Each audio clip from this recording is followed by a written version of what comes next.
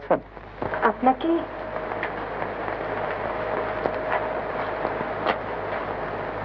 আপনাকে এত ক্লান্ত? বহুদিনের সঞ্চিত দিনে একসঙ্গে সত্যি হচ্ছে তো, তাই বোধ একটু ক্লান্ত লাগছে। আপনার দাদা কোথায়? তাকে একটু বিশেষ দরকার ছিল। দাদা তো বাড়ি নেই। আপনি আপনি বসুন না। শুনুন, উনি এলে পরে বলে দেবেন যে বাবার সমস্ত সম্পত্তি আমি তার হাতে তুলে দিতে রাজি আছি, আর বলবেন যে অফিসে গিয়ে যেন ব্যবসার ব্যবস্থাটা বুঝে নেন। আর বাড়ি উনি যেদিন বলবেন সেই দিনই দখল পেয়ে যাবেন। তখন নিতে সব? হ্যাঁ, খালি আমাকে বাদ।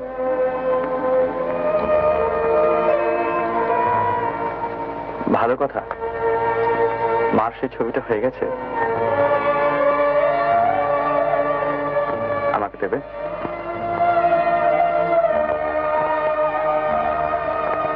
আপনি হয়তো ভাবছেন ওটা আমার কি দরকার। বাবা এখানে নেই, সব দায়িত্বই আমার, এমনকি ওই ছবিখানাকে জায়গা মতো রেখে যাওয়া পর্যন্ত। আমি এনে দিচ্ছি।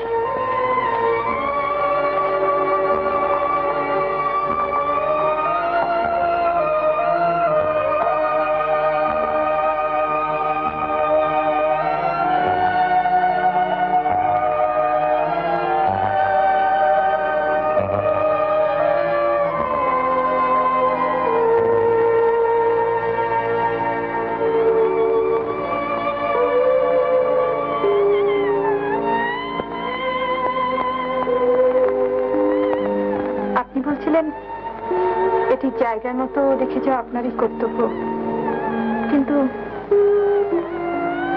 আপনি এখন কোথায় যাচ্ছেন? দেখি কোথায় যাওয়া যায়। আচ্ছা, ধন্যবাদ।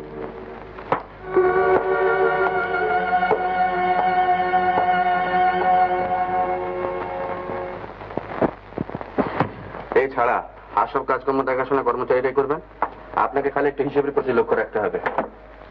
যদি কখনো অসুবিধা হয় মাঝে মাঝে খবর দেবেন।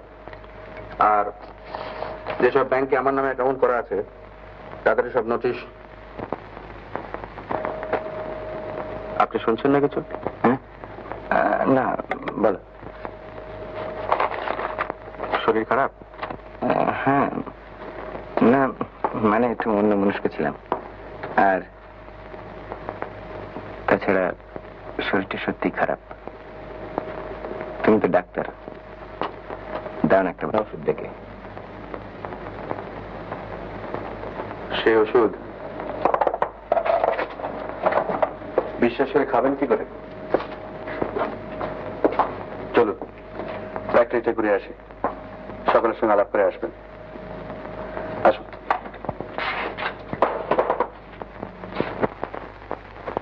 দেবুদা, দেবুদা, এই যে আমি এখানে।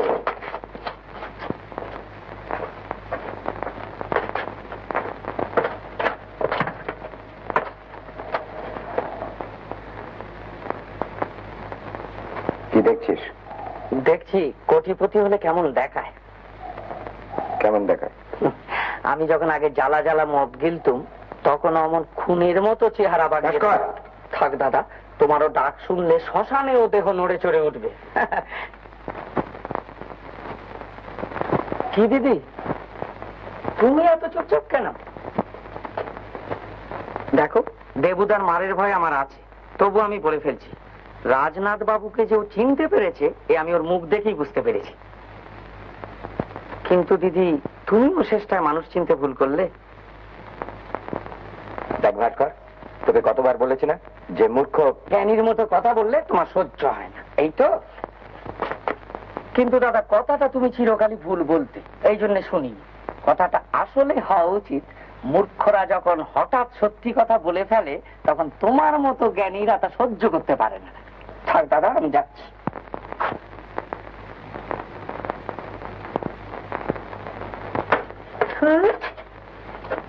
আমাকে? হ্যাঁ, দেখুন সেদিন এসে বাড়িটা পাওয়া যাবে? আর তো খবর রাখিনি। দয়া করে একটু খবরটা এনে দেবেন। দিতে পারি, তবে দয়া করতে পারবো না। 8 আনা ট্রাম ভাড়া দিতে হয়। থাক, দিতে হবে না। আপনি যখন ইতস্তত করেছেন তখনই বুঝতে পেরেছি আপনি ভদ্রলোক ভেবে নিয়েছেন। গেল 8 আনা পয়সা। ঠিক আছে, 2 দিন বাদে খবর দেবো। দেবুদা, একটা কথা জিজ্ঞেস করবো? বলো। রাজনাথ বাবু সেদিন ও কথা বলে গেলেন কেন? ওই ব্যবস্থাই হবে বলে। ওটা তো আমার জবাব হলো না। কেন হবে এই ব্যবস্থা? কারণ সম্পত্তির মালিক একমাত্র আমি। আর রাজনাথ বাবু? তার কতটা প্রাপ্য সেটা আদালত বিচার করতে পারত, কিন্তু ততদূর পর্যন্ত যেতে সে রাজি হবে না। কেন? সে আমার বইমাত্র ভাই হতে পারে, কিন্তু তাও আদালতের বিচার সাপেক্ষ। মাসিমা বলে তার কেউ কোনোদিন ছিল না, তিনি তার মা।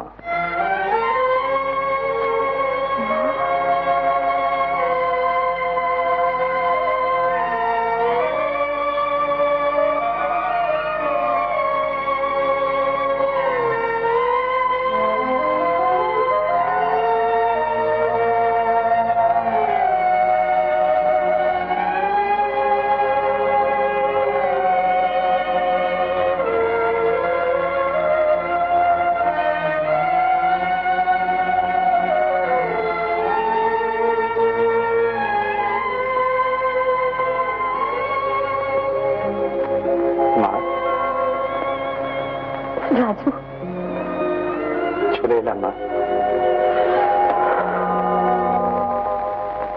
না না না, এ হতে পারে না।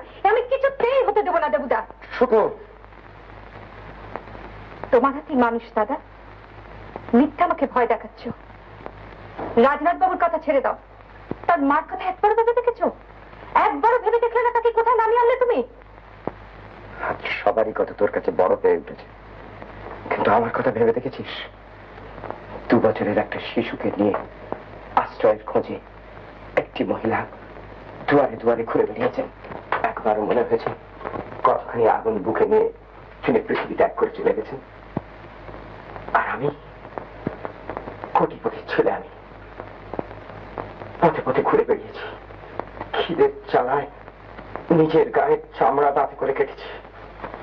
আজ আমার টাকা চাই, অজস্র টাকা, যে টাকায় হাজার হাজার ছেলের কান্না আমি খোঁজাবো। আমার আশ্রম আমি সার্থক করে তুলবো, এটা সে যেমন করেই হোক। ছেলেবেলায় তুমি আমার বাবার কথা খুব সুন্দর করে বলতে পারতে, মনে পড়ে? এখনো তো সব ভুলে গেছো। আমি কিন্তু ভুলিনি দেবুদা। তিনি বলতেন মানুষের সবচেয়ে বড় মোহ নিজেকে ভুলবার মোহ। এই মোহ যখন আসে, বাসনার আসল মূর্তিটা নিজেরও মনে পড়ে না। দেবুদা, তুমি যাদের জন্য এসব করবে ভাবছো, এখন তারা তোমার উপলক্ষ মাত্র।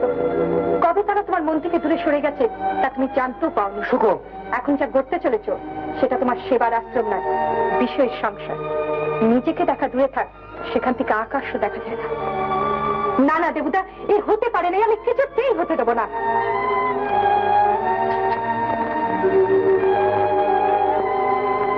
বেশ, আমায় তুমি ছেড়ে দাও। আমি তো কাউকে ধরে রাখিনি, কিন্তু যাবে কোথায়?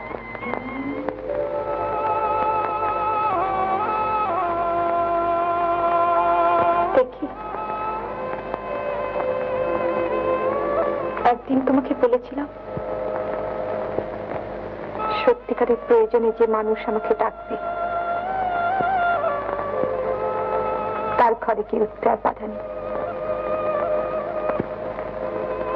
আজ কদিন ধরে যেন তারই ডাক শুনতে পাচ্ছি, দিন রাত